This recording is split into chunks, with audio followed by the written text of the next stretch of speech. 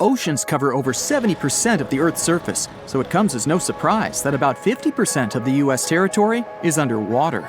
We've explored only 5% of oceans. 12 people walked on the moon, but there were only 4 manned descents to the Mariana Trench, the deepest location on Earth. Pressure is the crucial challenge of going deep into the ocean. At bigger depths, temperatures are extremely low, visibility is zero, and the pressure is so intense, it's harder to send people to the bottom of the ocean than to send them into space. You can't see it, but the pressure of the air pushing down on your body in deeper parts is so big, it feels like more than 100 adult elephants or 50 jumbo jets are standing on your head. The pressure is 1,000 times bigger than on the land. Meanwhile, in space, when we pass through the Earth's atmosphere, the pressure drops to zero. We're mapping the planets, but it turns out to be easier than mapping the ocean floor.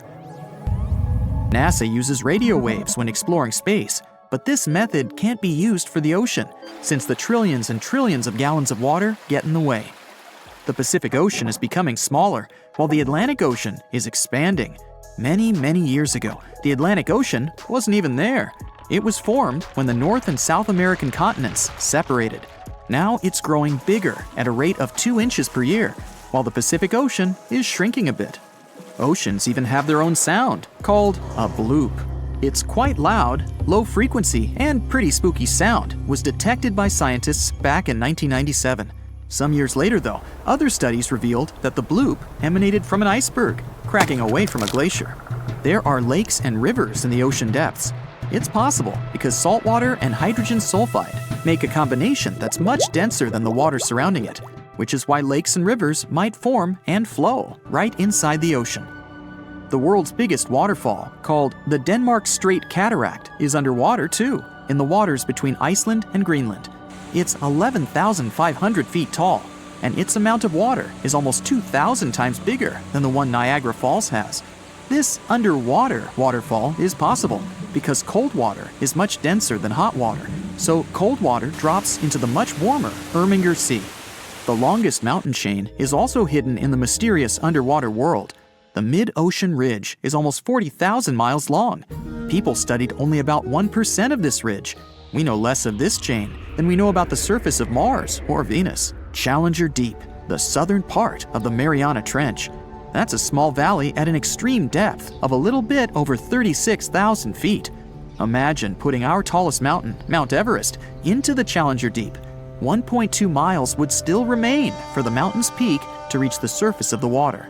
94% of all living creatures are aquatic, and almost 2/3 of marine life is still not defined. So new species are being discovered all the time, including those spooky ones like the goblin shark, the fangtooth, and the frilled shark. Imagine what more's been waiting for us down there. There are also treasures hidden down below. Oceans have around 20 million tons of gold, but not in a way it can be extracted or mined with any cost-effective methods. It's dispersed all over the seafloor. If we could take it out, each person on the planet would get about 9 pounds of gold. Corals in shallow waters needed to find a way to protect themselves from the sunlight, so they developed some kind of layer that helps them feel good, even when exposed to direct sun rays. Basically, they developed a sort of natural sunscreen. Corals are living creatures. No mouth, eyes, or anything else that could say they're more than a rock, but they are in the category of marine invertebrates. A lot of the oxygen on our planet comes from the ocean. Scientists claim it's about 50 to 80%. The oxygen is produced by marine plants, mostly algae. A tsunami can be up to 100 feet tall, but waves under the surface are even bigger and can reach a height of 800 feet before they collapse. Antarctic fish have proteins inside their bodies that act as some sort of natural antifreeze. These proteins attach to ice crystals and prevent fish from freezing when the water gets too cold. When you place a seashell near your ear, it seems like you hear the sound of waves crashing on some distant beach, like a shell's memories are trapped inside. In reality, the shell amplifies the ambient noise from your current surrounding. There are 1 million volcanoes in the ocean depths, and 80% of eruptions happen underwater. The jellyfish is one of the oldest aquatic creatures, and their ancestors lived 500 to 700 million years ago. That makes them more than twice as old as the first dinosaurs, since they appeared around 240 million years ago. Sharks have also been around for quite a long time, about 400 million years. Fun fact, They don't have bones, but cartilage, the same thing our nose and ears are made of. Their skin is covered in a material that looks more like some sort of teeth than fish scales, dermal denticles. With this, their skin kind of feels like sandpaper, so it helps them be quicker and quieter. The smallest shark, called a dwarf lantern shark, is also one of the tiniest fish in the ocean, since the biggest one ever found was smaller than 8 inches. Lobsters have been around for almost 500 million years. Scientists found fossils of some kind of a huge 7-foot-long lobster, which was one of the biggest animals living at those times. Dolphins are some kind of sleepwalkers, since they sleep with only half of their brain. They close one eye at a time. Sea turtles are quite adaptive animals, and they live on all the continents, except Antarctica. Octopi are incredible marine dwellers. They have blue blood, 3 hearts, and 9 brains. The central one and the other 8 brains are distributed among their 8 arms. They also can regrow an arm in about 100 days. Sea sponges don't have a head, eyes, a mouth, bones, lungs, a heart, or a brain, but they're still living beings. A seahorse is technically a fish, even though it doesn't look like one. This specific animal has no stomach or teeth. Food goes through its digestive systems really fast, so these animals must eat more or less all the time to stay alive. Seahorses can eat more than 3,000 brine shrimp per day. There's a unique spot in the Pacific Ocean where you're farther from all your problems than in any other place on Earth. It's called Point Nemo, and it's about 1,500 miles away from the closest points of land. It's quite hard to get there. First, it's not a bit of land, so you can't actually see it. Second, even the person who discovered it back in 1992 never visited it.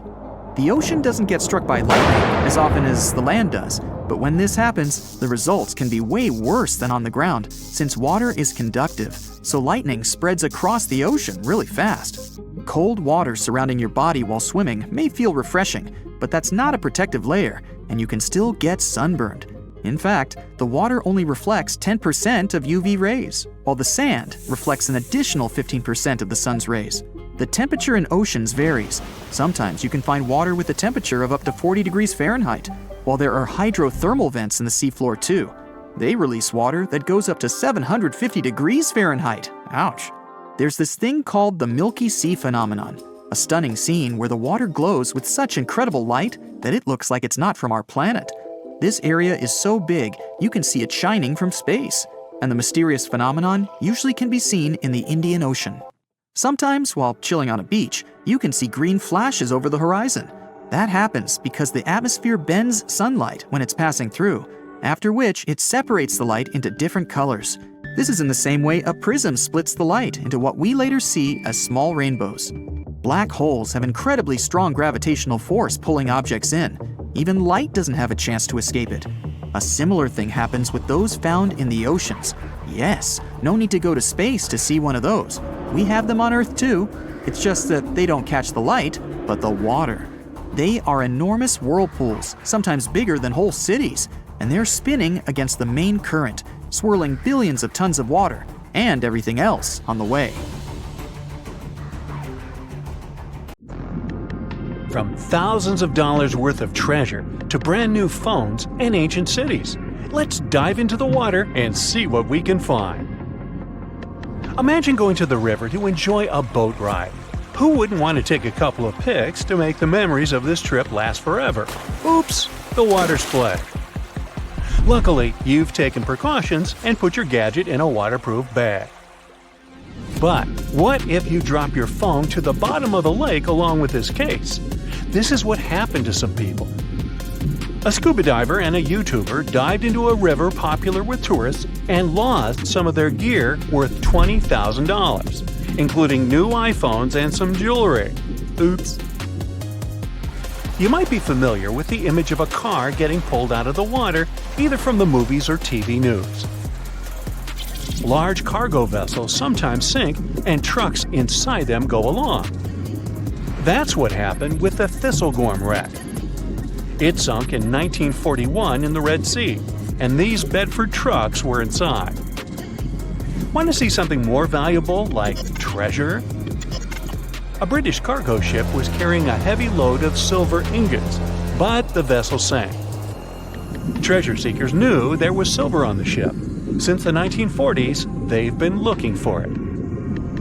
The Odyssey Marine team got lucky. They made the discovery in 2011. The treasure was more than 14,000 feet below the surface. The ship had carried more than 110 tons of silver ingots. Finders keepers! The Odyssey team kept 80% of the treasure and gave 20% to Her Majesty's Treasury. Of course, there were more items on the ship, like letters, teapots, and silk sheets. You can see them in the exhibition called Voices from the Deep at London's Postal Museum. Now how about some underwater art? Sure, here you go, Polynesian moai statues. These statues have been discovered in several areas across the world. For instance, Easter Island is full of different size statues, but many of them can also be found in Cancun, Isla Mujeres, and Punta Nizu, Mexico. Seeing full-body statues from thousands of years ago under the water would probably be a lifetime experience. Gold coins are also popular items found in shipwrecks. Many divers come across coins worth a lot of money. But there's one diver in Florida who truly hit the jackpot. In 2015, they stumbled upon nearly $1 million worth of treasure. The discovery was 51 gold coins, 40 feet of ornate gold chains, and a rare coin that was made for Philip V, the King of Spain. They were once frightening and dangerous, and they still look spooky. Yo-ho! I'm talking about pirate ships. One pirate shipwreck from the 18th century was excavated off the coast of Colombia in 2015. The treasure found there was worth between $4 and $17 billion. It contained precious stones, gold, and many other items. The next one is an underwater city. Neapolis is a city washed away by a tsunami. It was built on the coast of North Africa nearly 1,700 years ago. Divers uncovered the city's remains in 2017. Researchers have also discovered Roman columns, as well as household goods and tools. Now, let's go all the way back to 1503. Portuguese explorer Vasco da Gama was fighting a storm when he lost his ship Esmeralda. The ship was discovered in 1998, but it had to wait for more than a decade to be excavated. Researchers found navigational tools there. They didn't have as much value as Spanish gold, but they were historical treasures. Now, in Amsterdam, they fish for bikes in canals. 1/3 of working Amsterdammers cycle to work. Others use their bikes for different purposes, like exercising, going shopping, and so on. There are more bikes in Amsterdam than permanent residents. Unfortunately, many bicycles and even some cars end up in Amsterdam's canals. The fact that Amsterdam has 165 canals with a combined length of 60 miles doesn't make the authorities' job easier. Obviously, the owners don't throw their bikes into the water. Bikes can end up in the canals because of strong winds, vandalism, theft, or by accident.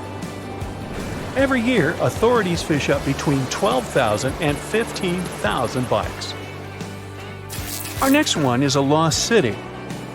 Heraklion was ancient Egypt's gateway to the Mediterranean. It became submerged and hidden under the sand.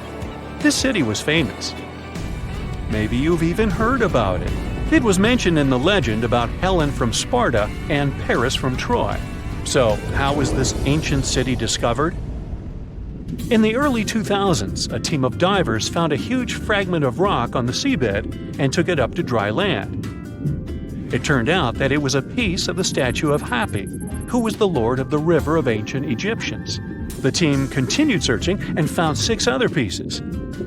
Around them, they saw temple ruins, pieces of pottery, jewelry, coins, oil lamps, and so on. Even an old copy of the New York Times. Nah, not really. Granada Underwater Sculpture Park is the world's first, what else, underwater sculpture park. Why is this park so special, besides being located in the beautiful waters of the Caribbean? You can see the park on a snorkeling or scuba diving trip. The sculptures are about 9 to 16 feet underwater. The atmosphere and the experience itself make it special. The sculptures are made from concrete and steel. Some of them weigh as much as 15 tons. They're covered with underwater creatures. The statues were put there to help protect reefs, maintain the health of the ecosystem, and restore underwater life in that area. Now, submarines are designed to go underwater, so maybe you wouldn't expect to see them on this list. But submarines do, in fact, sink. Divers have discovered many submarines. For instance, an Australian submarine was found off the coast of Papua New Guinea more than a century after it had sunk. Now here's another submerged city, but this one was left underwater on purpose. You can see the ancient ruins of Lion City in a lake in China. This lake was created in 1959 when the valley, at the base of Five Lions Mountain, was flooded to create a hydroelectric power station. The 1,400-year-old city, now ruins, got submerged by this flow and stayed this way for over 50 years. It lay untouched at the bottom of the lake until its exploration started in 2001. Divers found out that many structures, carvings, guardian lions, and arches were still preserved. Researchers mapped and documented Lion City. They also looked for a way to protect these structures from further damage. In 2011, the city was announced to be an historic relic under protection. When you see the ruins of Lion City for the first time, the view will take your breath away. So don't forget to hold your breath. Imagine swimming in the dark waters. As you're approaching the city, you see its huge walls and extensive carvings. Marvelous, isn't it? The Cancun Underwater Museum is probably the largest museum of its kind in the whole world. It wasn't lost, per se, but now it's home to an aquatic ecosystem. Who wouldn't want to combine scuba diving and snorkeling with a visit to a world-class garden with 500 sculptures? Placed 30 feet under the surface, these sculptures are made from pH-neutral marine concrete so that they can stay on the ocean floor. Plus, here, the sculptures change over time, unlike in a traditional museum. That's because they become part of the underwater environment and a home to various plant and animal species. In one installation, nearly 450 life-size figurines are grouped together to hint at the harmonious coexistence of humanity. There is also the Anthropocene, which is an actual submerged Volkswagen Beetle placed by the Manchonis Reef. Okay, this is not a lost and found item, but this is just, hey, it's a giant jellyfish and I wanted you to see it. This creature is known as the lion's mane jellyfish, and it's the largest known species of jellyfish. So, I'm happy now. And have you ever discovered anything underwater? Think you know what lurks in the depths of the ocean?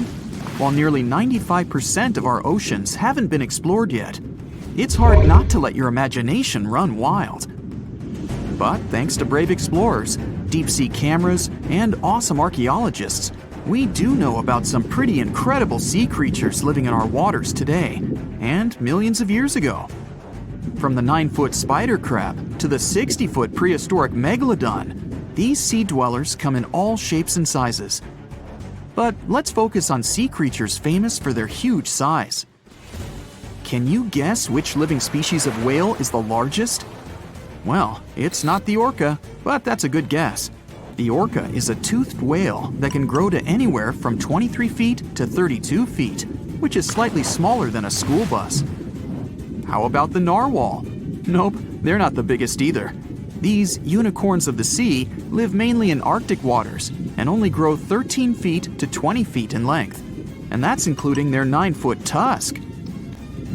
Tired of guessing? Okay, I give in. The largest whale that still exists today is the blue whale. At a jaw-dropping 82 feet to 105 feet, the blue whale is not only the biggest whale we know of, but is currently the largest animal to have ever lived on Earth. Seriously. These animals are bigger than a T-Rex, and even the prehistoric megalodon. If you were to put a blue whale next to a school bus, it would look like it could swallow it. Think about that. According to National Geographic, a blue whale's tongue can weigh the same as an elephant. And their hearts can weigh as much as a car. That doesn't even sound possible. It's no wonder these giants need to eat about 4 tons of krill every day. While there aren't too many animals living today that can compete with the blue whale's epic proportions, there is an entirely different species that is a good contender, and it's not quite what you would expect. It's a jellyfish. No, I'm not talking about the little jellyfish that wash up on the shore and ruin a perfectly good day at the beach. I'm referring to the lion's mane jellyfish, the biggest jellyfish around. This invertebrate can grow up to 120 feet long. They also come in different gorgeous colors like red, purple, or even shades of orange. As if their length wasn't impressive, the lion's mane jellyfish boast a whopping 8 sets of 70 to 150 tentacles. That means they can have up to 1,200 in total. And here's the giant oceanic manta ray, the largest type of ray in the world. Their wingspan can be longer than a bus. These guys can reach 30 feet in length. They also have the biggest brain compared to body size among all fish. Unlike their stingray cousins, mantas don't have venomous tails. And while the lion's mane jellyfish and the blue whale are yet to be beaten for the longest sea creature, there is one marine creature that can grow even larger in length. The Portuguese Physalia physalis, tentacles and all, can reach a length of 165 feet long, and that's according to mentalfloss.com. While this thing may look a lot like a jellyfish, it's actually known as a siphonophore, and there are hundreds and sometimes thousands of them that are genetically identical. Their long tentacles help the organism catch prey, and its sting is fatal to most animals, even humans in some cases. What's even creepier is that if one of the tentacles comes off the organism for whatever reason, it can float around the water for days before decomposing. Even if it's detached, this tentacle can still sting you. But don't go running out of the ocean just yet. Your chances of being hurt by a Portuguese Physalia physalis sting are pretty slim. However, if you do get stung, the side effects aren't pretty, with welts, stomach cramps, an elevated heart rate, and an upset stomach. While you don't want to go anywhere near these long creatures, they sure are pretty to look at. Check out all those colors. The Shastosaurus is the biggest marine reptile that has ever existed. These predators lived during the late Triassic period, about 210 million years ago. These amazing giants could reach lengths of up to 69 feet and weighed more than 75 tons.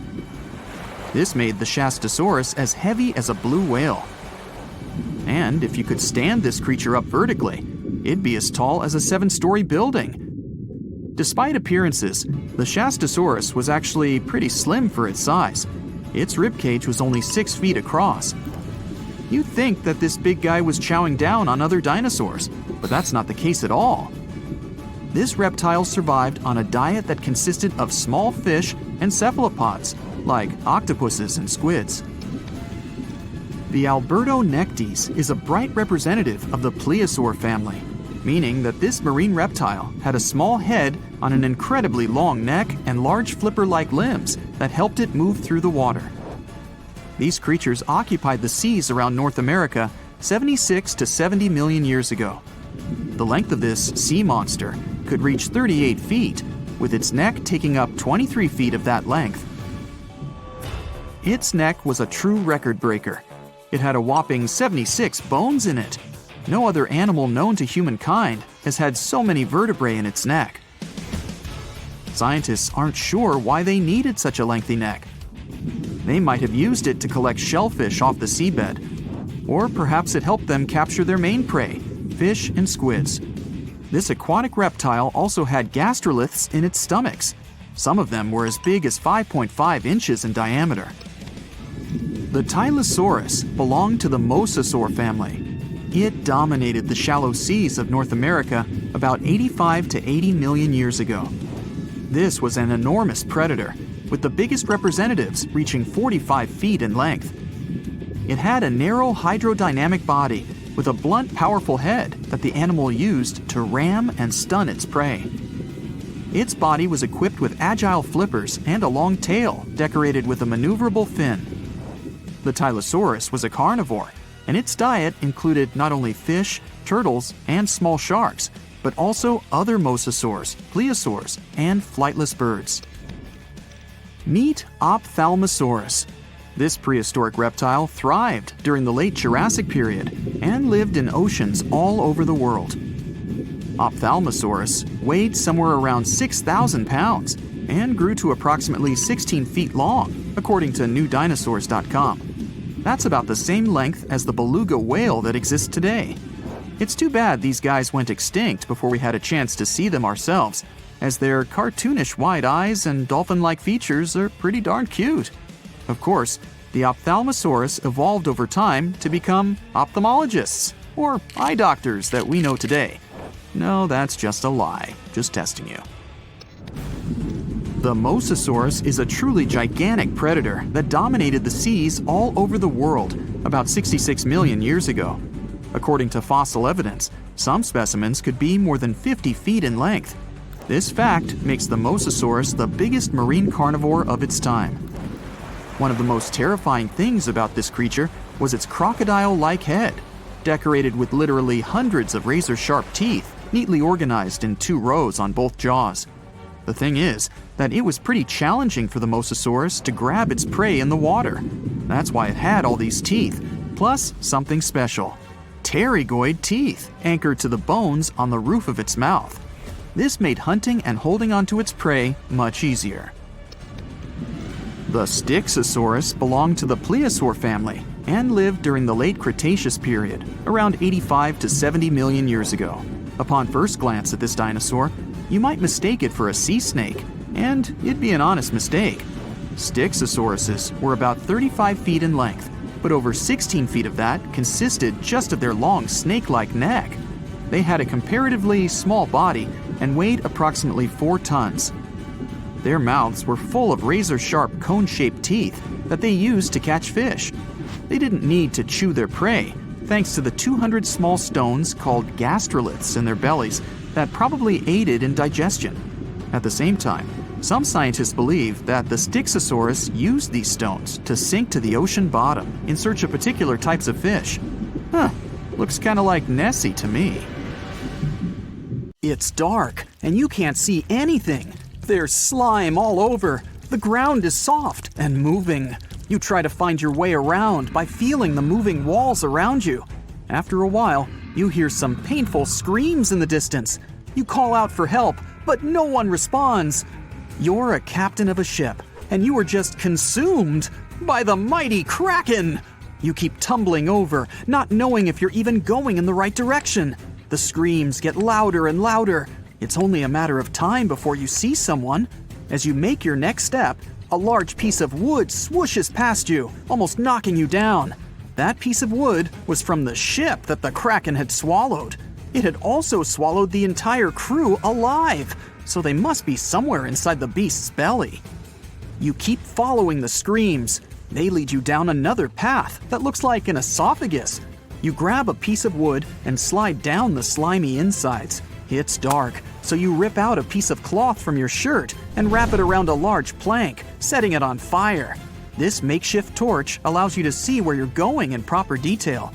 You can see the large veins pumping inside. Each vein can fit more than 3 people through it. After a while, you start seeing more debris from your ship, including the treasures you had discovered and kept in the bottom. But now, those huge piles of gold are worthless, since you're out looking for your crewmates in this dark, smelly interior. You reach a point where there seems to be multiple tunnels around, each leading to a different point. You know it's impossible to climb back out from the mouth, so going deeper is the only solution. You decide to go with your gut and slide down the smallest tunnel, which is covered in slime and other liquids. You snuff out your torch and tuck it away to use it again later. You slip through and get stuck for a while. The Kraken is still swimming, but seems to be taking a break and stops. The giant veins and blood vessels slow down, and the flesh tunnel that you're crawling through becomes wider. Before you know it, you are plummeting down the large shaft until you reach a liquid pool. The second you splash in it, you start to feel the acid burning through your clothes. You're in one of the Kraken's stomachs. You take off your shirt and paddle on a plank, rowing yourself across the acidic lake. You can see more broken pieces of your ship scattered around. Out of nowhere, the Kraken springs into action and starts swimming rapidly. You don't have a choice but to hold on to the plank and keep yourself afloat without any acid going into your eyes. You shut them. Now, you're tossed further down the stomach where the digestion is happening. Over here, the acid is even stronger and melts anything that's in it. The smell is atrocious, and you can't find your way to leave. But in the distance, you see some of your crew members stranded in the middle of a small stomach island. You see some sharks still swimming around that haven't been digested yet. There's nothing you can do at the moment but try to get through and make it to your crew members. You get on another piece of wood and row yourself toward them. This time, the stomach acid is melting the wood away.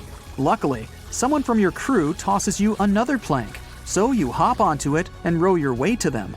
You climb ashore. Everyone is happy to see you. You try to figure out a way out, but the exits are covered in acid. More water seeps in along with plenty of marine animals. The acid levels are rising, and everyone huddles together. After a while, the Kraken swallows a large humpback whale that's thrashing around the acidic water. It's making the Kraken upset, so it starts moving, tossing everyone around. You, along with many others, land on the whale and hold onto it tight. It seems like the Kraken wants to expunge the whale out somehow. The inner walls of the stomach contract until it shrinks enough to let the whale out. You and your crew members are still holding onto the whale, but it's not easy. Finally, the Kraken spits out the whale and swims off to the bottom of the ocean. The new challenge is to swim to the surface to breathe. The whale pushes you and everyone else up. Without it, no one would have made it to the surface to catch some oxygen. You don't know where you are. Some of your crewmates grab onto some loose pieces of your ship to stay afloat. You swim to one and climb aboard. The sun is starting to set. There's nothing in sight. The crew is feeling cold and hungry. Worst of all, it's feeding time for the sharks. Everyone climbs up on their planks to stay out of the water. Before you know it, shark fins start to pop up from every corner. There's nothing to do except survive the night. The next day arrives. No one has managed to get any sleep. Everyone decides to fix all the planks together and row towards the sun. While other people debate another direction, the whole crew listens to your final word. The sun is scorching and everyone's energy is low. There's no fresh water to drink. No one can catch fish for eating.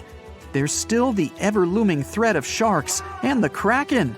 One of your crew members spots something in the distance, which appears to be an island. Everyone cheers and hugs each other and paddles their way there. After a few hours, you reach the island and stuff your hands in the sand. Someone is running around, while others embrace the sand and palm trees. But for some reason, something seems off. Some birds are flying around. They aren't scared of you. Everyone moves to the center of the island to discover if anyone has been here before. A small campfire sits in the middle of the island, but there are no signs of people anywhere. This island's too small to have any residents. There seems to be no sign of anyone who has ever visited it, besides the campfire. After a while, the island starts moving. Everyone climbs a tree and water covers the island. In the distance, you see a large figure emerge from the water and turn towards you. It's a giant sea turtle. You were on the back of a giant sea turtle this whole time. It moves gracefully across the water and stops after a couple of hours. The crew members build some huts and start a fire to cook some food and sleep comfortably. You look out in the distance and at the night sky with the stars populating the horizon. You climb the highest tree to get some rest and peace. Far away, you see the Kraken swimming around and getting closer to the turtle. But compared to it, the Kraken is only the size of a shoe compared to a person. The next day, you tread around and discover the rest of the Turtleback Island. Some unique animals you've never seen before are living here. Some of the most exotic birds are flying around, and the animals don't seem to take you as a threat. You reach the top of the mountain covered with trees and vines to get a good look at the island. You have a panoramic view of everything and discover that there's a huge hole in the ground right below you. And you see what appears to be digging tools left by other explorers. You gather your crew and rush to the hole. You have to make your way through vines and climb over some challenging terrain to reach there. The main question is, where does this hole go if the bottom of this island is a giant turtle shell? You step on the site and see many abandoned tools and plans. You pick up a map and see that there is an X marking for treasures beyond anyone's imagination. You gather your crew. Everyone picks up some of the equipment. Another scary question is, why did they abandon this equipment? You study the plans.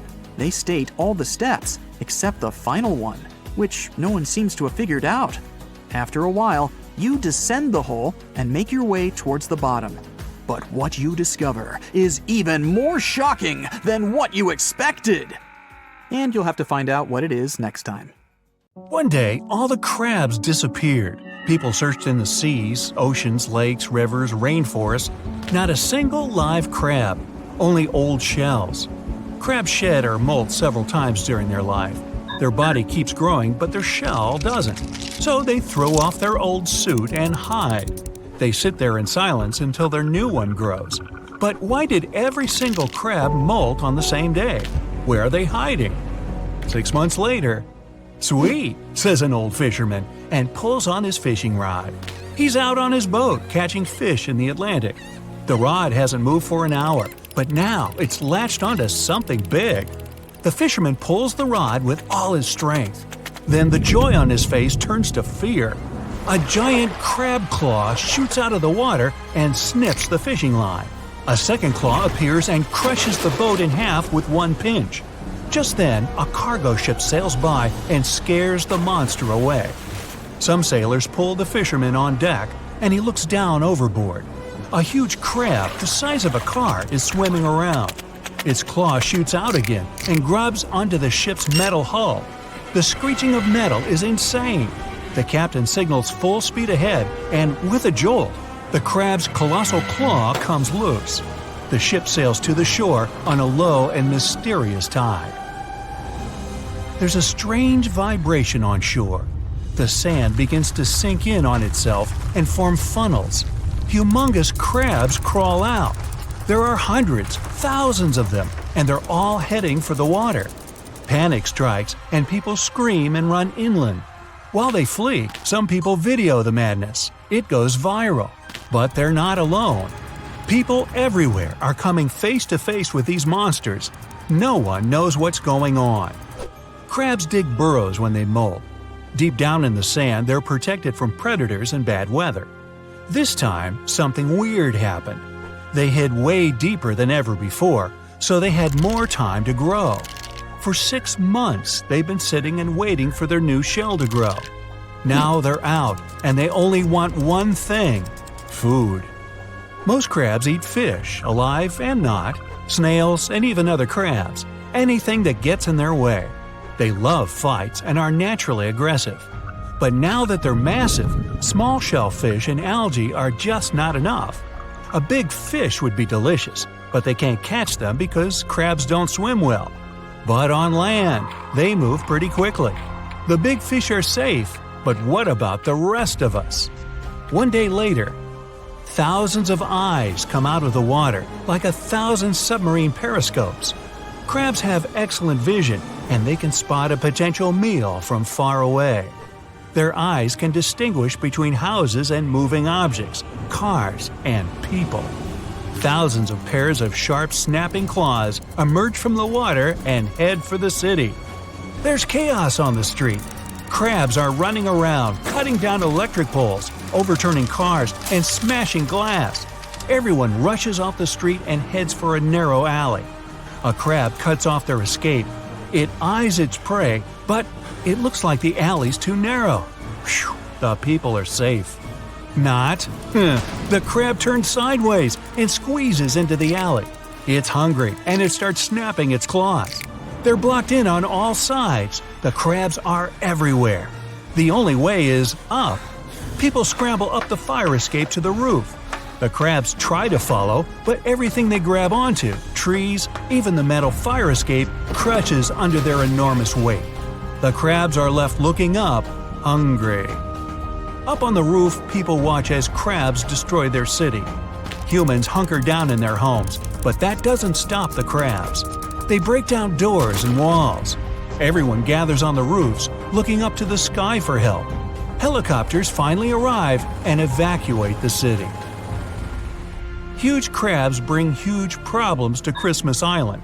It's in the waters between Indonesia and Australia. The islanders pack their bags, drive to the pier, and leave the island. They're pretty scared, but also a bit confused. Once the last human's gone, the island gets quiet. But there still aren't any crabs. What's going on? The sky is overcast, and it starts to rain heavily. As soon as the first drop hits the ground, a tiny vibration shoots across the land. The rainforest in the middle of the island starts to change shape. Trees fall and the earth shakes. But this is not an earthquake. It's worse. Giant red crabs poke their heads out. Not hundreds, not thousands, but tens of millions. These crabs migrate every year from the rainforest to the coast of the Indian Ocean to breed. Even at normal size, the crabs cover the roads. They look like a long red river. The migration lasts about 3 weeks. But now that these crabs are so big, they cover almost half the island. They demolish trees, cars, houses, everything in their path. Then, just like that, they disappear into the Indian Ocean. It looks like a typhoon swept over the whole island. Crab hunters appear all over the world. They trap the monsters and tame them. But no, people don't use crabs as pets. They sit on them and joust. In the Middle Ages, 2 knights with spears would ride on horseback and charge at each other. Now there are crab tournaments. Supersized crabs instead of horses, and claws instead of spears. The strongest crabs live on the tropical islands in the Indian and Pacific Oceans. Coconut crabs. They don't need much water, they mostly live in forests, and their claws are the strongest of any crab. The only thing that comes close is the awesome power of an alligator bite. Try to split a coconut. You'll need a hammer, maybe some other tools. These crabs do it with their claws, and that's when they were regular size. Now they can chop a palm tree in two without breaking a sweat. But there is some good news out there. Japan is home to some useful crabs, spider crabs, the largest in the world.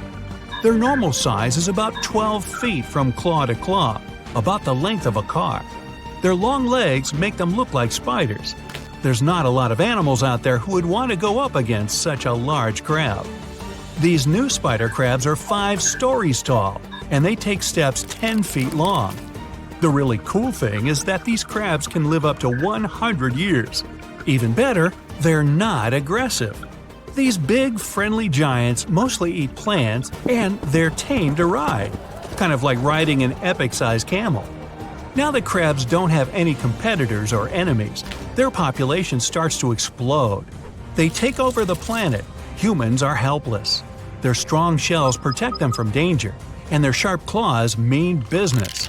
Cities put up gargantuan walls to protect themselves, and scientists try desperately to figure out a solution. Crabs don't only live near the shore. They live in forests, rivers, lakes, almost anywhere there's moisture. It's hard enough to fend off one giant crab, let alone hundreds. People start to head for the safety of large, dry deserts. It's hard to survive. Humans need food and water, just like the huge crabs. Crabs are taking over everything. Humans don't have the resources to stop them. It seems like all hope's lost. But just then, they remember. There's no need for scientists and inventors. There's an old fisherman's trick that might just be the key to controlling the crabs. It's called a crab's bucket or crab trap. If you put a bunch of crabs into one bucket, they won't be able to get out. By instinct, they start to interfere with each other. One crab climbs up, but the other crabs grab it and pull it back down.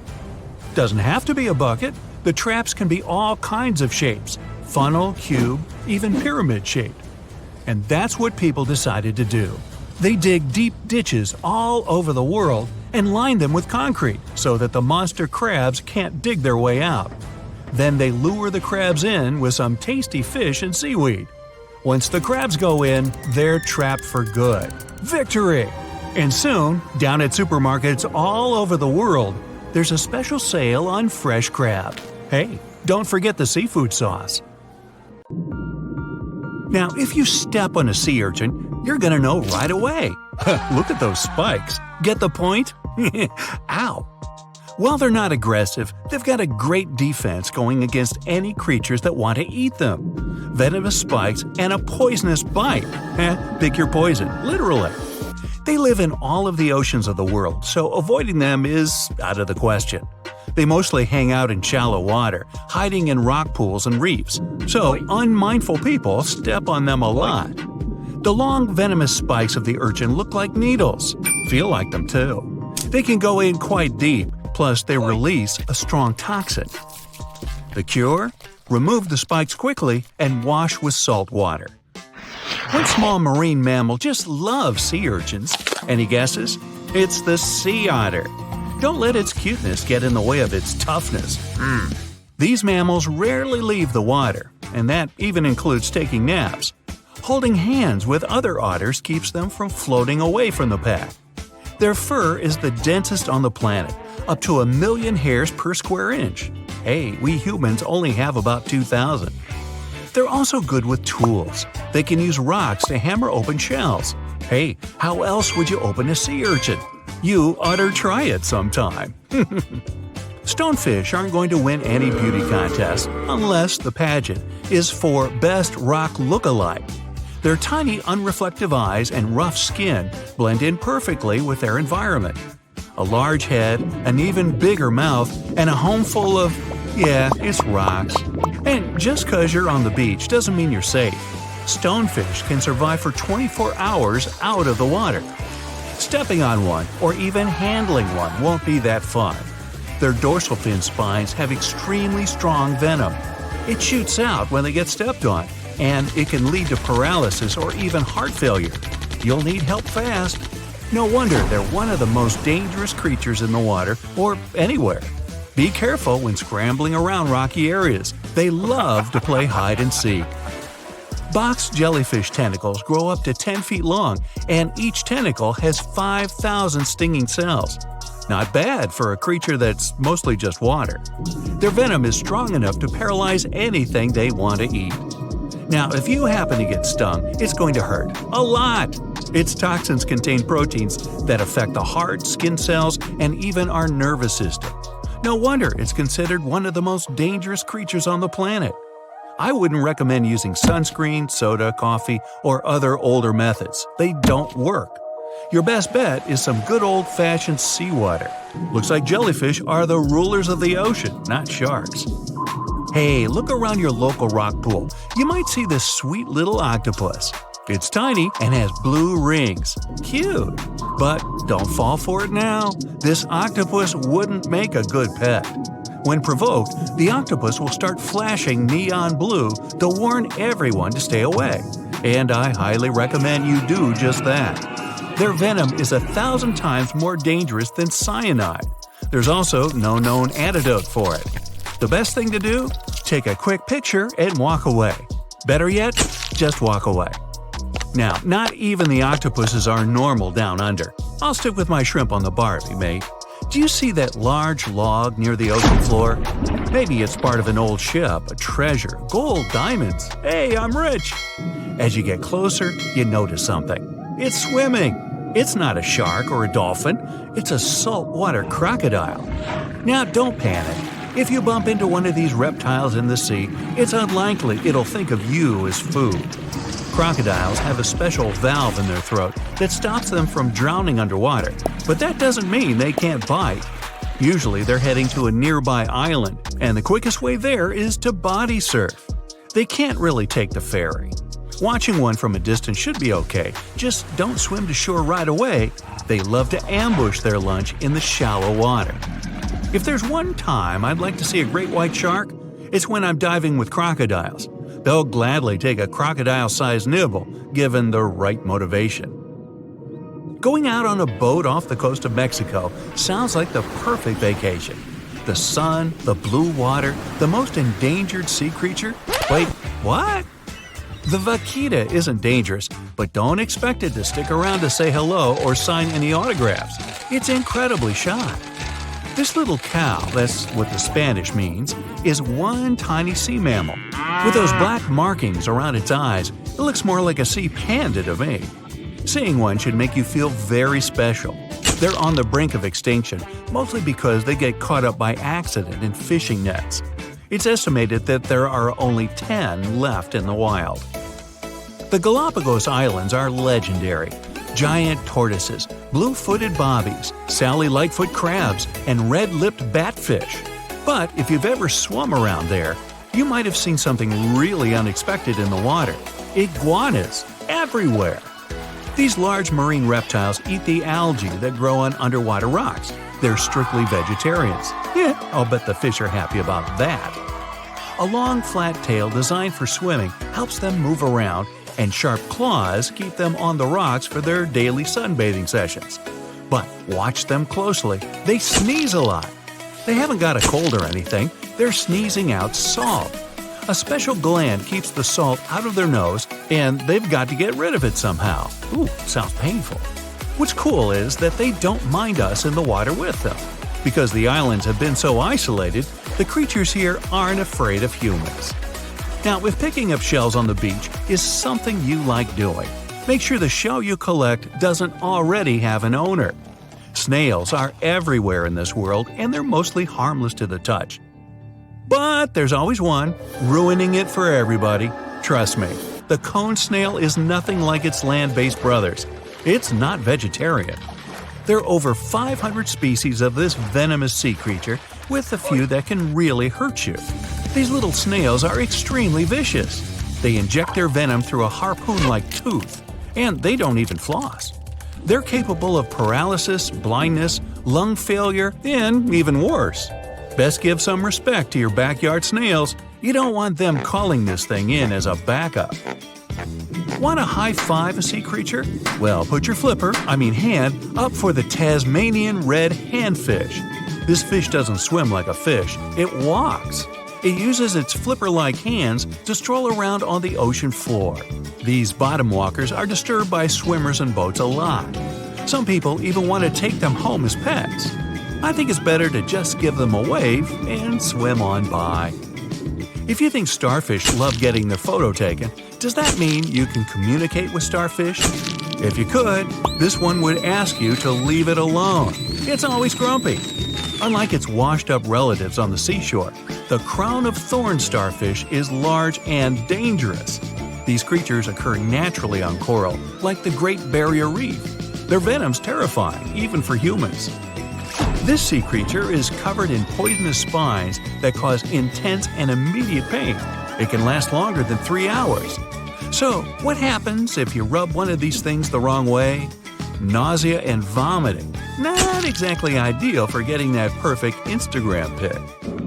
Pufferfish may look small and cute, but handle them wrong and it's game over. They're a huge hit at underwater birthday parties the world over. They can turn themselves into balloons. Funnily enough, not all pufferfish are venomous with sharp spikes. Some are smooth and adorable. But the nasty ones have a highly toxic substance inside their body. Which is weird because you could pay up to $50 for it at a restaurant. You ever heard of the Japanese delicacy fugu? It's venomous pufferfish on a plate. Young chefs spend years training to prepare it. But one wrong cut, and you can bet that customer won't be coming back. Ever. Sharks are the only animal immune to pufferfish toxin. Great. Another thing that makes sharks awesome.